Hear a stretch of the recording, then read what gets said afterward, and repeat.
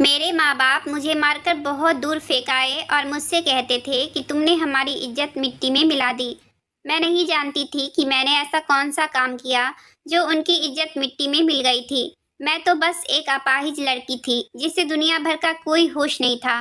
मेरे माँ-बाप ने मुझे ज़हर दे दिया था। उनकी नज़रों में मैं मर चुकी थी, मगर किसी शरीफ आदमी की मुझ पर नज़र पड़ गई। उसने मेरी जान बचाई, फिर वह मुझे अपने घर ले आया। कुछ वक्त बाद मैं जब 18 साल की हुई तो उसने मुझसे शादी कर ली।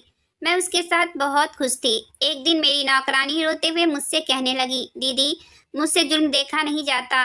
जब मैंने उससे पूछा कि कौन सा जुल्म, तो वह बोली, आज रात आप अपने बिस्तर की चादर उठाकर खुद देख लीजिएगा। आपको सब पता चल जाएगा कि साहब जी आप पर इतनी मेहरबान क्यों रहते हैं। रात को पति के सोने के बाद मैं जैसे ही अपने बिस्तर की चादर हटाई तो ऐसा लगा था कि अभी मेरी जान निकल जाएगी, क्योंकि वहाँ तो मेरा नाम समायरा है। मेरे पापा इंजीनियर थे। मेरी माँ को भी जॉब करने का बहुत शौक था, मगर पापा उन्हें जॉब नहीं करने देते थे। पापा उनकी खूबसूरती की वजह से उन्हें बाहर जाने नहीं देते थे। मेरी माँ की पढ़ाई मेरे पापा से ज़्यादा थी। वह कहती थी कि मेरी काबिलियत से तुम जलते हो, इसलिए मुझे जॉब नहीं करने देते। बस इसी वजह से दोनों की आपस में नहीं बनती थी। हर वक्त लड़ाई झगड़े चलते रहते थे। माँ को अपनी सहेलियों की फिक्र थी जो हर वक्त अपनी महंगी महंगी चीज़ों का दिखावा करती रहती थी। माँ के अंदर भी ख्वाहिश पैदा होती थी कि वह भी ऐसी चीज़ें इस्तेमाल करे। उन्हें अपनी गरीबी बहुत बुरी लगती थी। हालांकि हमारे घर में किसी चीज़ की कोई कमी नहीं थी। बस पापा इतना कमा लेते थे कि जिससे घर का खर्चा बहुत अच्छे से चल सकता था। मेरी पैदाइश पर दोनों ही खुश थे, लेकिन जब उन्हें पता चला कि उनकी बेटी अपाहिज है तो वह एक दूसरे पर इल्ज़ाम लगाने लगे। उन्हें सेहतमंद बच्चा चाहिए था। माँ को अपने दोस्तों के सामने भी बताते हुए शर्मिंदगी महसूस होती थी कि उनकी बेटी अपाहिज है।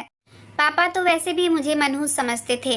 बुआ थी जो मेरा ख्याल रखती थी, मेरे पास बैठती थी। यूं ही मैं बड़ी होती गई। मुझे कहीं जाने की इजाज़त नहीं होती थी। मैं माँ पापा की लड़ाई झगड़ा देखती आई थी। माँ का बेपनाह हुस्न मुझे विरासत में मिला था, लेकिन खूबसूरती का क्या फ़ायदा जब कोई प्यार ही ना करे। पापा कहते थे, पता नहीं है किस पाप की सजा है जो हमें यह अपाहिज लड़की मिली है। हालांकि मैं उनकी इकलौती औलाद थी। पापा और औलाद नहीं चाहते थे। बस मुझसे कहते थे कि कितनी खूबसूरत बच्ची है, काश यह अपनी टांगों पर चल सकती, अपाहिज नहीं होती। अब कौन इससे शादी करेगा। मेरा दिल चाहता था कि मेरे माँ बाप मुझे प्यार करे, मगर वह तो मेरी तरफ देखकर भी खुश ना होते। वह तो आपस में तलाक चाहते थे। वह मुझे किसी अनाथ आश्रम में डलवाना चाहते थे, लेकिन बुआ ने ऐसा नहीं होने दिया। फिर बुआ की शादी हो गई तो कोई मुझे पूछता भी नहीं था। अभी कुछ दिन ही गुजरे थे कि माँ पापा की लड़ाइयाँ और बढ़ गई थी। माँ अपना सारा गुस्सा मुझे मारकर निकालती थी। उन्होंने कभी मुझे डॉक्टर को दिखाया भी नहीं था। क्या पता मैं ठीक हो जाती, लेकिन अब तो माँ पापा के ना होने पर गैर आदमियों से भी मिलने लगी थी। माँ ने मुझे गुस्से से मना किया था कि यह बात मैं किसी को भी नहीं बताऊंगी। फिर एक दिन मेरे माँ पापा में किसी बात पर बहुत बहस हुई। उसके बाद माँ मेरे पास आई और मुझे अपने हाथों से खाना खिलाने लगी। मैं हैरान हुई कि माँ को क्या हुआ है जो वह मुझे अपने हाथों से खाना खिला रही हैं, मगर मैं नहीं जानती थी कि इस खाने में जहर मिला हुआ है। खाना खाने के बाद जब मैं बेहोश हो गई और मेरे माँ पापा को लगा कि मैं मर चुकी हूँ, तब वह मुझे उठाकर एक बहुत दूर जगह पर ले आए थे। उस वक्त मेरी उम्र 14 साल की थी। मैंने सुना हुआ था कि माँ बाप से उसकी औलाद को बहुत प्यार मिलता है। वह खुद को मुश्किल में डालते हैं, लेकिन अपनी औलाद को गर्म हवा भी नहीं लगने देते। लेकिन मुझे जहर देने वक्त मेरे माँ बाप के हाथ तक नहीं कांपे थे। उनके अंदर से शायद इंसानियत खत्म हो गई थी। वो अपना सफ़र अलग करना चाहते थे, तो मैं कौन सी रुकावट बनी हुई थी। मुझे मारने की क्या ज़रूरत थी। मैं तो शायद समझ गई थी कि उन्होंने मुझे मार दिया है।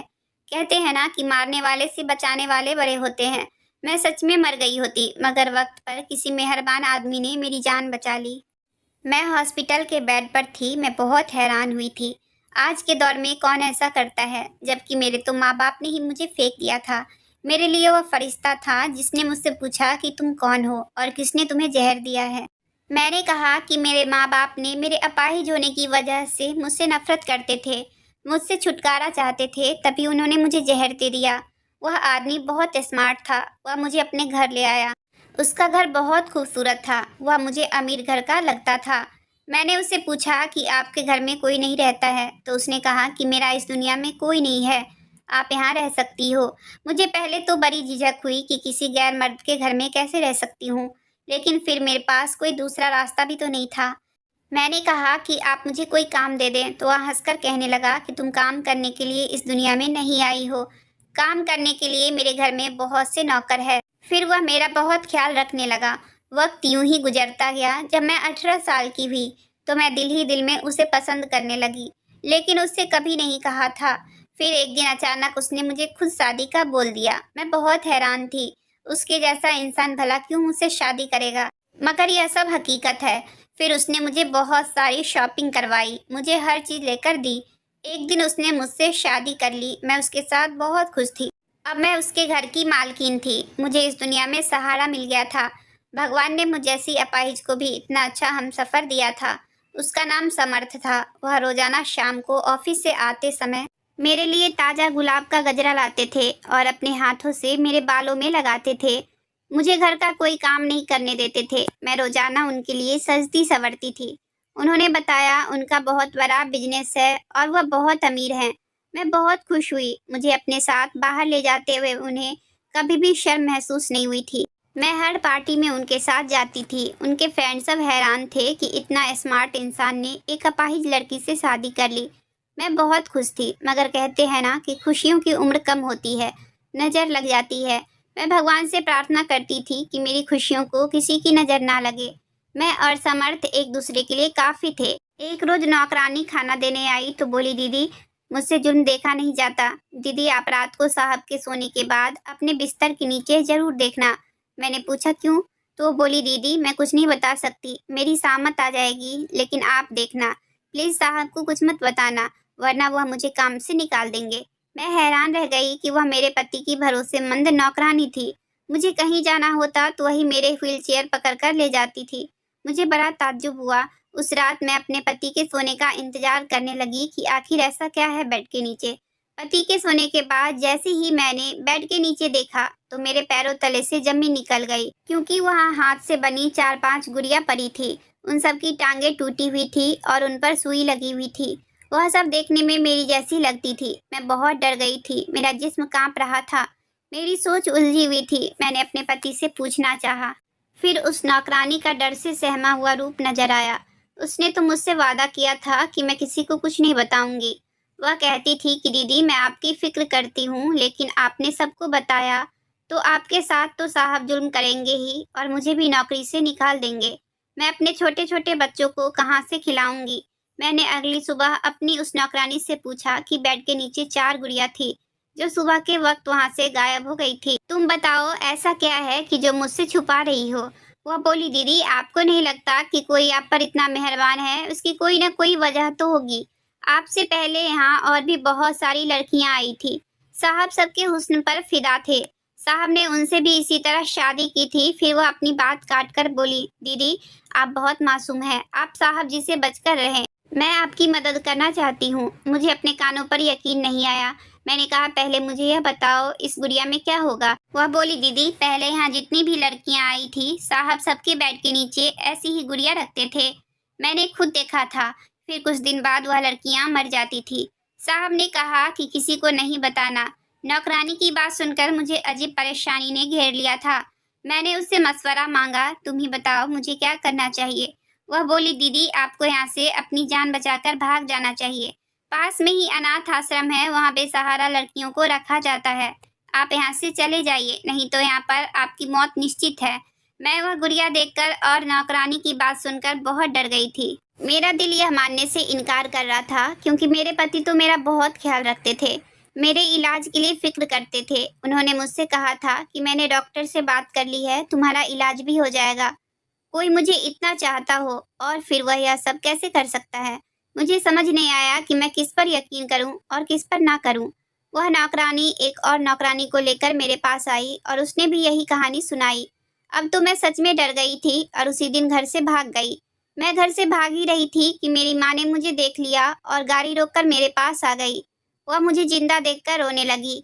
मैं माँ को देखकर डर गई थी कि कहीं घर जाकर फिर से वह मुझे जहर ना दे दे, मगर मैं भाग भी नहीं सकती थी। मेरी आंखों में डर देखकर वह बहुत शर्मिंदा हुई। मुझसे कहने लगी, बेटा मुझे माफ़ कर दो, मैंने तुम्हारे साथ बहुत गलत किया है। मैं समझी कि तुम मर गई हो, मगर तुम तो जिंदा हो। वह मेरे करीब आने लगी। मुझे उन पर गुस्सा आया। मैंने कहा कि खबरदार, आपने मेरे पास आने की कोशिश भी की तो मैं आपको कभी माफ नहीं करूंगी। वह मेरे पाँव में पड़ गई, बोली कि मुझे माफ कर दो। उस दिन तुम्हें मारने का फैसला मेरा नहीं था, बल्कि फैसला तुम्हारे पापा का था। मैं मजबूर थी, मगर अब तुम मेरे साथ रहोगी। तुम्हारे पापा मुझसे अलग हो गए हैं। मैंने कहा कि मैं कैसे यकीन कर लूं कि आप घर जाकर मुझे नहीं मारोगी और मेरे साथ बुरा बर्ताव नहीं करोगी। वह रोने लगी और कहने लगी कि मेरी बच्ची, मेरा यकीन करो, मेरी तड़पती हुई ममता को सुकून आ जाएगा। मुझे एक मौका दे दो। मेरा दिल भी भर आया और मैं उनके गले लगकर बहुत रोई। वह मुझे अपने साथ घर ले गई। मैंने पूछा, पापा और आपकी तलाक क्यों हुई थी? माँ बोली, तुम्हारे पापा मेरे साथ रहना नहीं चाहते थे। उन्होंने धमकी दी थी कि अगर मैं तुम्हें मारने में उनका साथ नहीं दूंगी तो वह हम दोनों को मार देंगे। इसलिए मैंने बेमन से उनका साथ दिया। मुझे इस कदर कमजोर नहीं होना चाहिए था। फिर एक दिन तुम्हारे पापा दूसरी शादी करके घर आ गए। मेरे मायके वाले ने कोई ऐतराज नहीं किया। सबने यही कहा कि मर्द दूसरी शादी कर सकते हैं, तुम उसके साथ रहो। मैं कहती थी कि मैं इस इंसान के साथ नहीं रहना चाहती हूँ। मैं सारी सारी रात रोती रहती थी। यही सोचती रहती थी कि मैं कैसी माँ हूँ जिसने अपनी बेटी को ही जहर दे दिया। मुझे एक पल के लिए सुकून नहीं मिलता था। तुम्हारे पापा के साथ मैं रहना नहीं चाहती थी। मैं पहले दौलत की लालच में थी। मुझे तुम्हारे पापा का एक दोस्त पसंद था, लेकिन फिर मैं समझ गई कि कोई भी मर्द भरोसे के काबिल नहीं होता है। मेरी तलाक के बाद वह भी मुझसे शादी करने के लिए राजी नहीं था। मैंने नौकरी की तलाश करनी शुरू कर दी। फिर मुझे नौकरी मिल भी गई थी। जब मैंने नौकरी करना शुरू कर दी तब मुझे एहसास हो गया कि मैंने क्या किया। सारी उम्र तुम्हारी कदर नहीं की। तुम मेरी औलाद थी। मैंने तुम्हारे साथ बहुत बुरा किया। कितने जोरे औलाद को तरसते हैं, रब से दुआएं मांगते हैं, मन्नतें मांगते हैं। मुझे माफ कर दो बेटा। मैं उनको और शर्मिंदा नहीं देख सकती थी, इसलिए मैंने माँ को माफ कर दिया था। वह खुश हो गई थी। माँ बोली, अब मैं तुम्हें कहीं नहीं जाने दूंगी। इतने दिन तुम कहाँ रह रही थी? मैंने कहा, जब आप लोग मुझे मारकर कचरे में फेंक गए थे तो मुझे एक आदमी अपने घर ले गया था। मेरा इलाज करवाया और फिर उसने मुझसे शादी कर ली। लेकिन मुझे पता चला है कि वह अच्छा इंसान नहीं है। मुझे वहाँ काम करने वाली नौकरानी ने बताया कि उसने पहले भी बहुत ही शादियाँ की हुई है और सारी लड़कियों की हमशक्ल गुड़िया बेड के नीचे रखता है और फिर कुछ दिन बाद ही उसकी बीवी मर जाती है। इसलिए मैं वहाँ से भाग आई हूँ। माँ ने रोते हुए बोला, यह सब मेरी वजह से हुआ है। मैं अच्छी माँ नहीं हूँ, तभी तुम्हें इतनी मुश्किलें देखनी पड़ी। तुम अपनी माँ को माफ कर दो। मैंने कहा, माँ, इसमें आपका कोई कसूर नहीं है। माँ बोली, इसमें मेरा ही कसूर है। तुम्हें मैं इस कदर नफरत से पाली हूँ। दिन रात मैं भूखा रखती थी, तुम्हें मारती थी, तुम्हें डराया करती थी और मैं तरस नहीं खाती थी। मगर अब तुम्हें कोई शिकायत का मौका नहीं दूंगी। एक अच्छी माँ बनकर दिखाऊंगी। मैं उनके घर रहने लगी थी। वह मुझसे बातें करने की बहुत कोशिश करती थी। माँ अभी भी वैसी ही खूबसूरत थी। कहीं से भी वह एक शादीशुदा बेटी की माँ नहीं लगती थी। कोई भी धोखा खा जाता। उनकी उम्र से वह मेरी बहन लगती थी। अभी भी उन पर कई मर्द मरते थे। माँ ने बताया कि वह जिस कंपनी में जॉब करती है, ये घर उन्हें उसी कंपनी की तरफ से मिला है और गाड़ी भी मिली थी। वह किसी बड़े पोस्ट पर जॉब कर रही थी। माँ ने मुझसे कहा कि मैं अब तुम्हें तुम्हारे पति से तलाक दिलवा दूंगी। तुम्हें घबराने की कोई ज़रूरत नहीं है। अब तुम अकेली नहीं हो। तुम्हारी माँ तुम्हारे साथ है। मैं खुश हो गई कि मैं अकेली नहीं हूँ। मुझे कहीं न कहीं पति को छोड़ने का दुख जरूर था। मैं उस आदमी की पहचान से अब तक अनजान थी। माँ ऑफिस से आकर मुझसे खूब सारी बातें करती थी। मुझे बताती थी कि मैंने अपने सारे दोस्तों को छोड़ दिया है। वह सब मुझे नीचा दिखाते थे। उन्होंने मेरे अंदर जहर भर दिया था। मैंने कहा कि इंसान गलतियों से ही सीखता है और वह चुप हो गई। मुझे यहाँ रहते 1 महीना हो गया था। एक दिन मैं रात को प्यास की वजह से उठी, किचन में जाने लगी, लेकिन मुझे माँ के कमरे से आवाज आ रही थी। मुझे ताज्जुब हुआ कि इतनी रात को वह किससे बातें कर रही हैं। रात के इस वक्त माँ के कमरे में कौन हो सकता है? माँ ने तो कहा था कि उन्होंने सबसे रिश्ता तोड़ लिया है। मैं जैसे ही सुनने लगी तो अंदर से किसी आदमी की आवाज आ रही थी। माँ को वह आदमी कह रहा था, तुम जल्दी अपनी बेटी को तलाक दिलवाओ, वरना तुम्हें मैं नौकरी से निकाल दूंगा। वह माँ का बॉस था, लेकिन रात के इस वक्त वह भी माँ के कमरे में। मुझे यह सब ठीक नहीं लगा। फिर वह कहने लगा, तुम जो मुझसे शादी करने के ख्वाब देख रही हो, तुम्हारे ख्वाब तभी पूरे होंगे जब तुम मेरा काम करोगी। अगर मैंने तुमसे अपना घर और गाड़ी ले ली तो तुम सड़क पर आ जाओगी। तुम अभी तक अपनी बेटी को तलाक नहीं दिलवाई। मैंने इतना कुछ किया, तुम्हारी बेटी की नौकरानी को पैसे दिए, उसने उसको घर से निकाला, तुम्हारी बेटी के दिल में शक पैदा किया, नकली गुड़िया बनाकर बेड के नीचे रखे। वह अपाहिज लड़की मेरे बेटे की जिंदगी में नहीं होनी चाहिए। मैं हैरान थी, ये मेरी ही बात हो रही थी। यकीनन वह आदमी मेरे पति के पापा थे। मेरी माँ बोली, जैसा तुम बोलोगे वैसा ही होगा, अब तुम्हें शिकायत का मौका नहीं मिलेगा। मैंने बेटी के दिल में जगह बना ली है, वह बहुत भोली भाली है। मैं तलाक के पेपर पर उसे साइन करवा लूंगी। अब मुझे सारी बात समझ आ गई थी। मुझे खुद पर गुस्सा आया कि मैंने इतनी मोहब्बत करने वाले पति पर भरोसा नहीं किया। मैं कितनी आसानी से उसकी जाल में फंस गई थी। जो माँ बेटी को जहर दे सकती है, वह अचानक इतनी अच्छी कैसे हो गई? यह सोची समझी चाल थी। वह नौकरानी भी मिली हुई थी और मैं उसकी बातों में आ गई। उसने ही वह 4 गुड़िया मेरी हमशक्ल रखी होगी और लड़कियों की कहानी भी मनगढ़ंत होगी। मुझे एकदम घुटन का एहसास हो गया। मैं वहाँ से निकलना चाहती थी। अगले दिन माँ ऑफिस गई तो उनकी नौकरानी मुझ पर नजर रखने के लिए आ गई। मैंने उसे कहा, मेरी मदद करो, मैं तुम्हें मुँह मांगी रकम दूंगी, मुझे मेरे पति के घर ले चलो। मेरी माँ बहुत जालिम है, वह बिल्कुल भी नहीं बदली है। उन्होंने बस मेरे सामने अच्छा बनने का नाटक किया है। वह मुझे मेरे पति से तलाक दिलवाना चाहती है और मेरा घर बर्बाद करना चाहती है। यह काम होने के बाद इस अमीर आदमी से शादी करके वह मुझे छोड़कर चली जाएगी। तुम मेरी मदद करो। उसे भी शायद मुझ पर तरस आ गया था। उसे पैसों की जरूरत थी, तभी वह मान गई थी और मुझे वहां से लेकर सीधा पति के पास आ गई। मेरे पति मुझे देखकर बहुत हैरान हुए और बोले कि तुम कहाँ चली गई थी, वो भी बिना बताए। मैंने तुम्हें कहाँ कहाँ नहीं ढूंढा। ऐसी कौन सी गलती हो गई थी जो तुम मुझे छोड़कर चली गई थी? मैंने कहा, मुझे माफ कर दो। नौकरानी ने मुझसे कहा था, तुम लड़कियों का इस्तेमाल करते हो और फिर उनको मार देते हो। उसने मेरी हमशक्ल गुड़िया भी मुझे दिखाई थी। मैंने उस नौकरानी को ढूंढा तो वह पूरे घर में कहीं नहीं थी। मेरे पति तो उन सब से अनजान थे।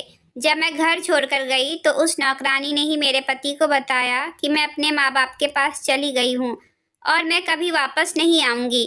मैंने कहा कि मैं डर गई थी, इसलिए चली गई थी, मुझे माफ़ कर दो। मैंने आप पर भरोसा नहीं किया।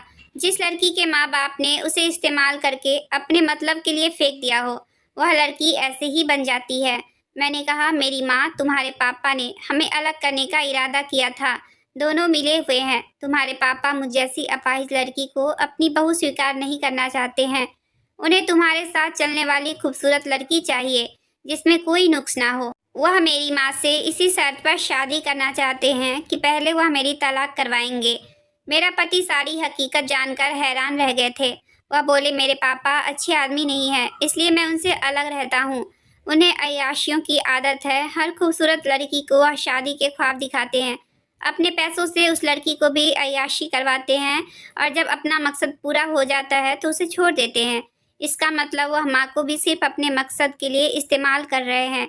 वह माँ से शादी नहीं करेंगे। मेरे पति ने कहा, मैं तुम्हें नहीं छोड़ूंगा। मैंने उस नौकरानी को काम से निकाल दिया था। मेरे पति ने फिर से मेरा हाथ थाम लिया था। वह मुझसे मोहब्बत करते थे। ऐसे लोग जो दौलत की लालच में आकर आपका घर बर्बाद कर दें, उन पर कभी भी भरोसा नहीं करना चाहिए। मेरी माँ को भी सारी असलियत का पता चल गया था। वह भी मेरे पति के घर आई। उन्हें फिक्र थी कि अगर मैंने सुलह कर ली तो कहीं उनके हाथ से दौलत वापस न चली जाए। हकीकत में वह किसी को प्यार ही नहीं करती थी। वह मेरे पास आकर मुझसे कहने लगी, तुम मेरी बेटी हो, चलो मेरे साथ, मैं तुम्हें इस आदमी से तलाक करवाऊंगी। मैंने कहा, आपका असली चेहरा मैं देख चुकी हूँ। अब मैं अपने पति के साथ ही रहूंगी। मैं बेवकूफ़ थी जो मैंने आप पर भरोसा किया। मुझे समझ जाना चाहिए था कि आप भरोसे के काबिल ही नहीं हो। माँ कहने लगी, क्या बोल रही हो बेटा, मैं तुम्हारा इलाज करवाना चाहती हूँ, तुमने मुझे माफ़ कर दिया है।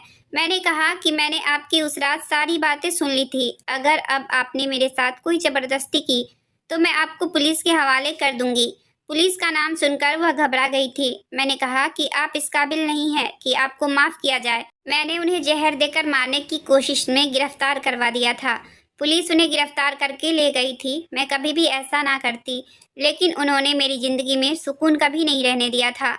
लेकिन अब सब कुछ ठीक हो गया था। मेरे पति ने मुझे बताया कि मैंने तुम्हें बहुत जगह ढूंढा, मगर तुम मुझे कहीं नहीं मिली।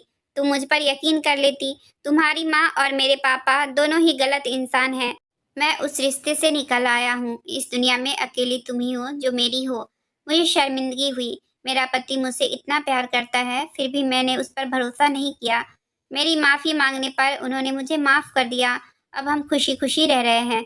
मेरे पति मेरे पैर के इलाज के लिए अमेरिका ले गए।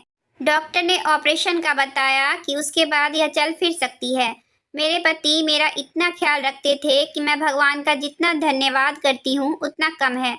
ऑपरेशन के बाद मैं बिल्कुल ठीक हो गई हूँ और अपने पैरों पर चलने लगी हूँ। मैं अपने आप को बहुत खुशकिस्मत मानती हूँ कि मुझे इतना चाहने वाला पति मिला है।